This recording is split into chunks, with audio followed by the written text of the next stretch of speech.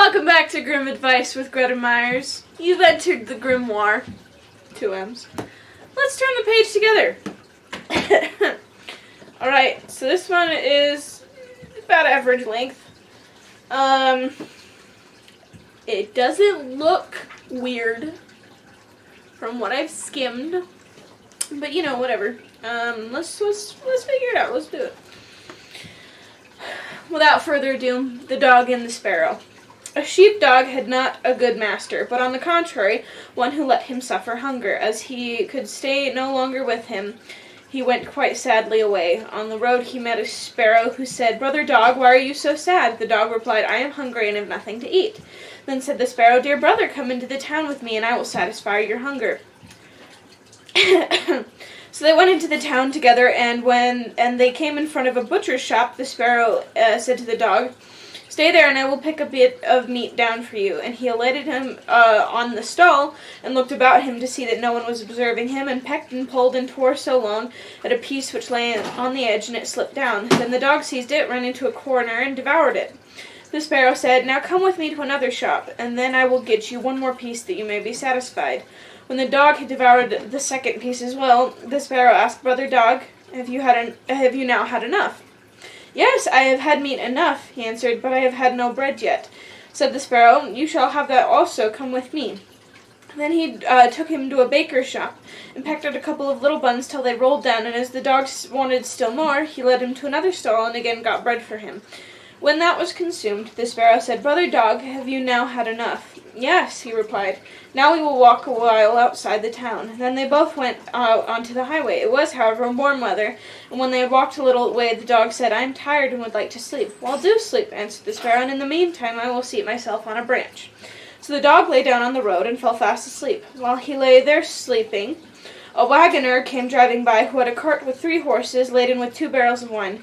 The sparrow, however, saw that he was not going to turn aside, but was staying in the wheel track at which the dog was lying, so it cried, "Wagoner, don't do it, or I will make you poor." The wagoner, however, growled to himself, "You will not make me poor," and cracked his whip and drove the cart over the dog, and the wheels killed him. Then the sparrow cried, "You have run over my brother dog and killed him, and it shall cost you your cart and horses." "Cart and horses, indeed," said the wagoner. "What harm can you do me?" and drove onwards. Then the sparrow crept under the cover of the cart, and pecked so long at the bung-hole of one of the casks that he got the bung out, and then all the wine ran out, without the driver noticing it. But once when he was looking behind him, he saw that the cart was dripping, and looked at the barrels and saw that one of them was empty. "Unfortunate fellow that I am," cried he. "Not unfortunate enough yet," said the sparrow, and flew onto the head of one of the horses and pecked his eyes out. When the driver saw that, he drew out his axe and wanted to hit the sparrow, but the sparrow flew into the air, and he hit his horse on the head, and it fell down dead.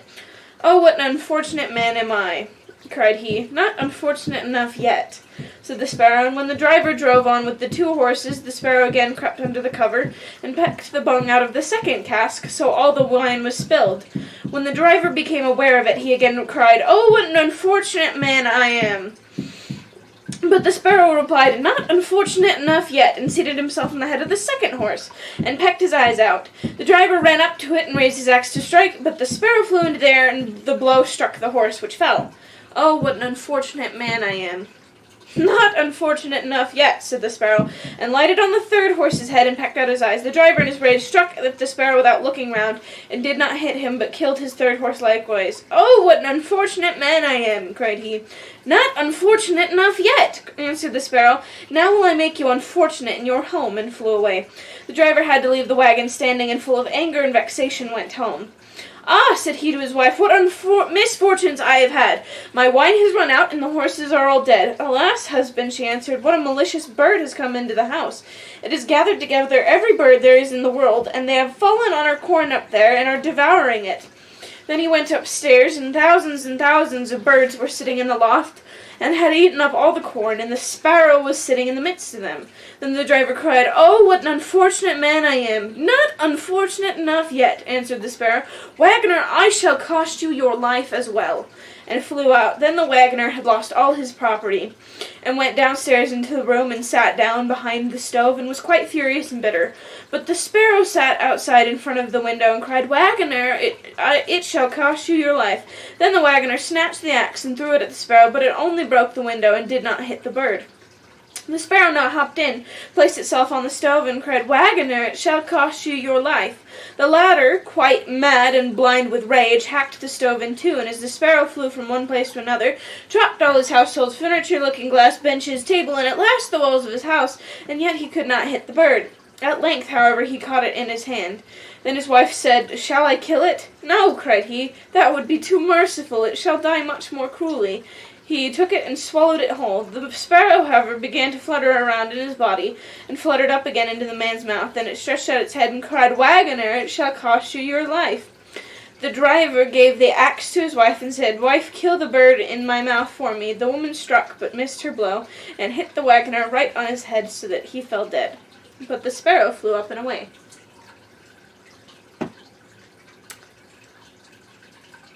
I can't decide if that one's really grim with a capital G. I don't think it is. I don't feel it is. No. I'll put a warning, but won't label it grim with a capital G. TM, trademarked. Okay. First off, who knew that it was called a bung-hole? A bung. You pecked at the bung. I would have called it a cork. But, I don't know. No, not my story, not my translation. Who knew? Okay. Okay. The dog is... He sleeps in the middle of the road! Like, he could, sleep off to the side of the road. Or at least not in the wheel track. It's really on him, man. I get that he wanted so much food because he was starved. So when he had the opportunity to get food, he's like, get all the food. Makes sense. But then it made him sleepy. But he could have slept to the side of the road, or at least not in the wheel track, but then he didn't. So it's not entirely not his fault. Yeah, the wagoner could have not done it. So that part's on him.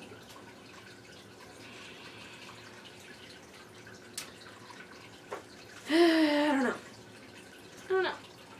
It's a rough situation all around, because you're like, the dog didn't, think that would happen. However, you gotta be more careful than that. And however, the wagoner could have stopped. However, it's hard to stop a wagon. And it was in the wheel track. I don't know. It's a hard situation right there. I'm no judge. I am not the justice system. So, not gonna continue on that. But, okay. So, I love that the sparrow is, this really good buddy with the dog. And it's like, dude, that's not cool. And, however, the sparrow does a really good job of showing us what might happen if we give our lives away to spite and revenge. And bitterness, because in the end, did he make it out okay? And did the wagoner get what he deserved according to the bird? And really, the bird could have stopped way before that. What he did at the end was reckless, and he almost died. Did it work out in the end? Yeah.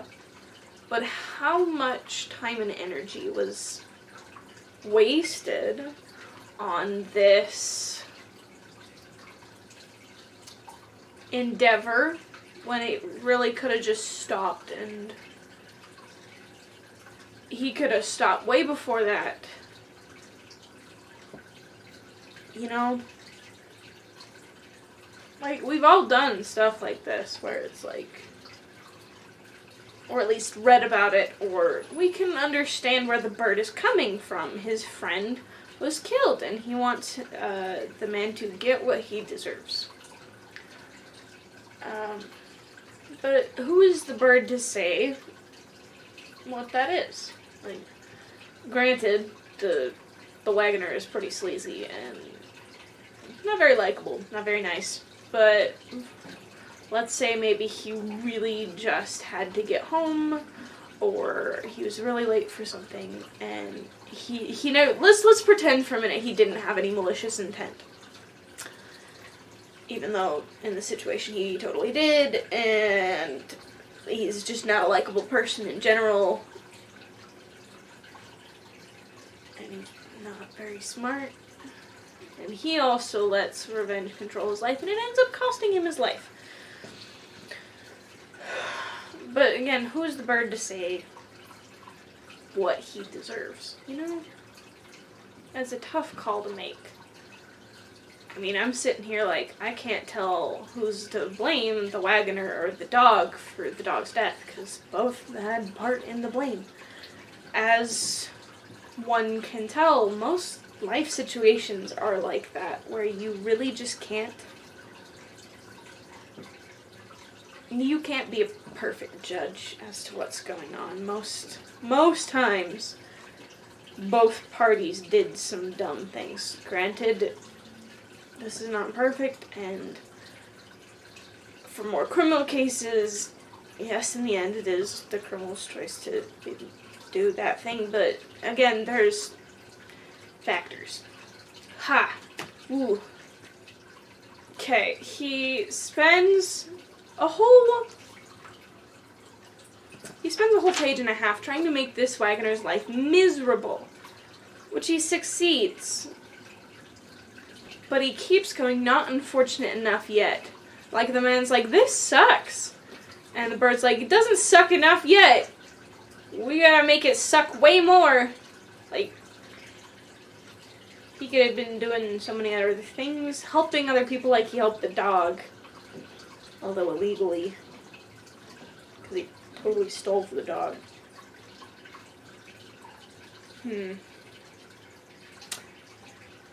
Yeah. Just a case study in, is it always a good idea for revenge and to do things out of spite? Even if you're not doing it out of revenge. For example, let's say someone doesn't give you a part in something, or you don't make a team, so then you spend a lot of time being training and doing better and winning all these competitions or whatever out of spite. Now, granted, is it a good idea to better yourself? Absolutely. Is it a good idea to help people out? Absolutely. However, if you're doing it out of spite and not out of enjoyment, it doesn't feel good. You're never satisfied. Like we see with the Sparrow, who's not satisfied until he almost dies and the wagoner is killed. It's a tough situation. But while it does work out sometimes it doesn't work out, and either way, you're stuck feeling pretty empty, you know? Alright, well, thank you for joining us for another Happily Ever After, or not so Happily Ever After. That's up for you to decide. What you decide is valid, because you're valid. You are. Either way, this is the end for this episode, so tune in later and we can learn more and turn a new page together.